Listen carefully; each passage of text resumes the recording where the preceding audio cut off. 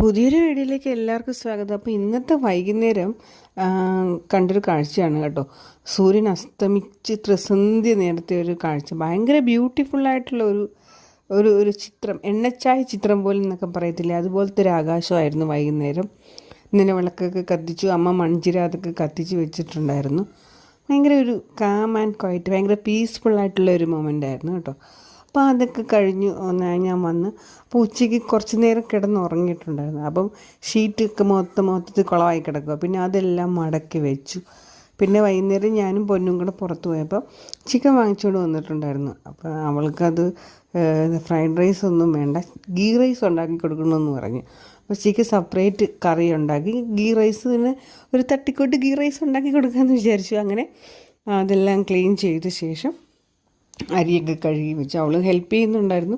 Chicken കറി ready ആയിട്ടുണ്ട്. അപ്പം അപ്പുറത്തെ അടുപ്പിൽ റൈസും വേകുന്നുണ്ട്.